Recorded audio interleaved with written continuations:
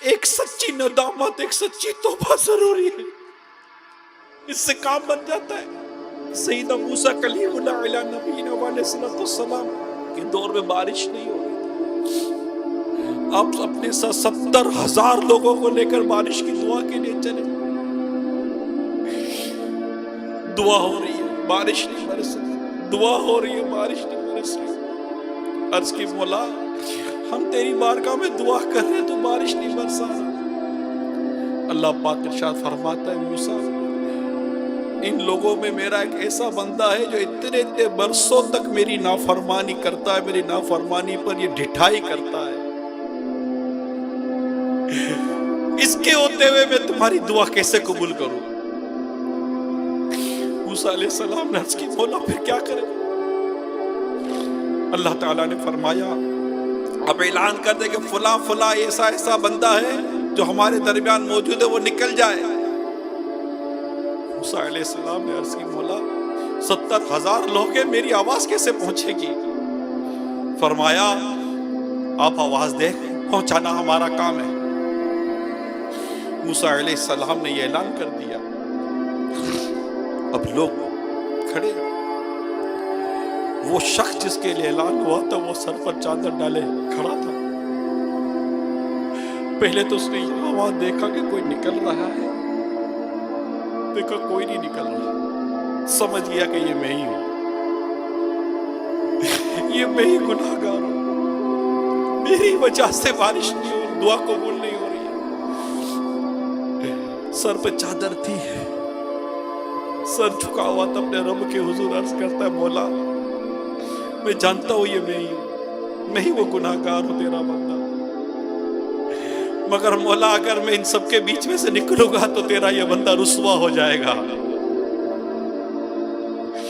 میں تیری بارگاہ میں توبہ کرتا ہوں کہ آج کے بعد تیری کوئی نافرمانی نہیں کروں گا، مولا میرے گناہوں کو معاف کر دے، ان کی دعائیں قبول کر لے، بارش برسا دے، میری عزت رکھ لے مولا، میری عزت رکھ لے۔ ابھی وہ توبہ وہ عرض کر ہی رہا تھا کہ کالے بادل آئے، وہ بارش برسنا شروع ہو گئی۔ موسیٰ علیہ السلام نے عرض کی مولا میں نے تو کسی کو جاتے ہوئے نہیں دیکھا، تو نے بارش برسا دی۔ اللہ پاک ارشاد فرماتا ہے موسیٰ جس کے لیے روکی تھی اسی کے کہنے پر برسا دی۔ موسیٰ علیہ السلام نے عرض کی مولا مجھے بتا وہ کون ہے؟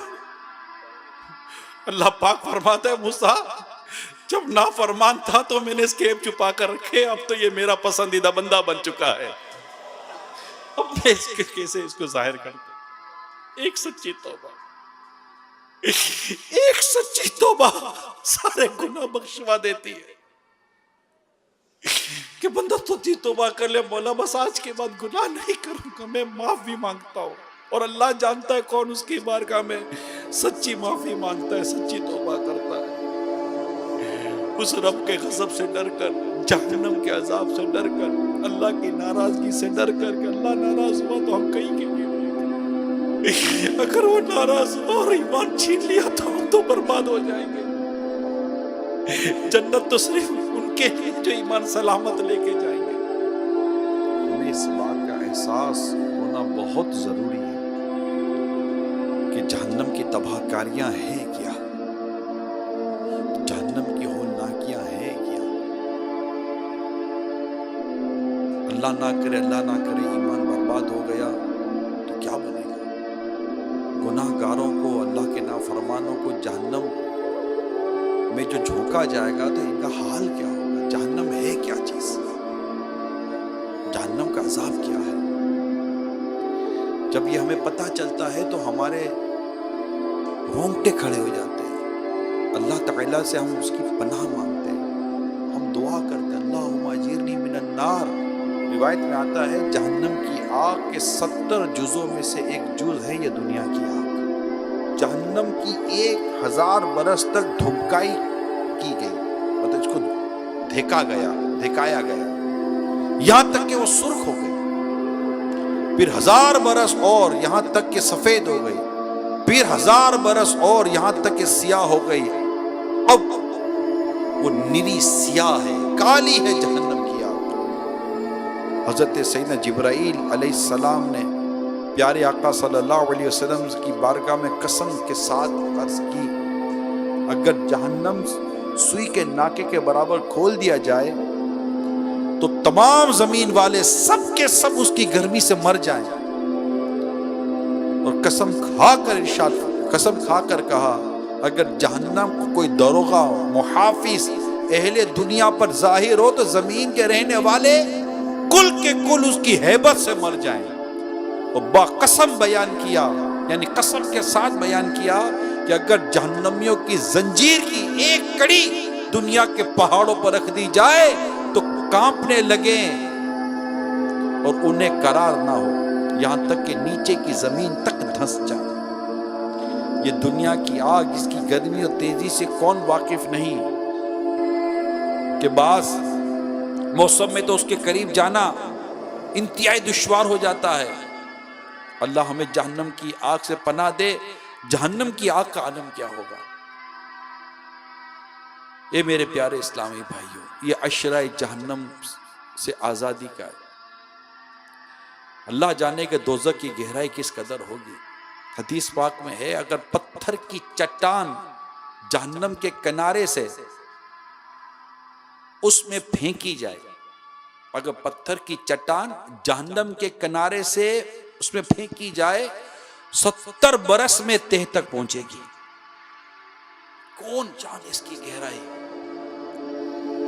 اگر انسان کے سر کے برابر سیسے کا گولا آسمان سے زمین پر پھینکا جائے تو رات آنے سے پہلے زمین تک پہنچ جائے گا، حالانکہ یہ 500 برس کی راہ ہے۔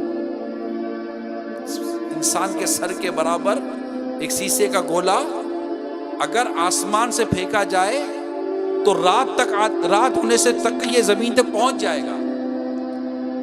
اور جہنم کی گہرائی کہ اگر جہنم کے کنارے سے پتھر کی چٹان پھینکی جائے تو 70 برس میں جہنم کی تہ میں وہ پہنچے گی۔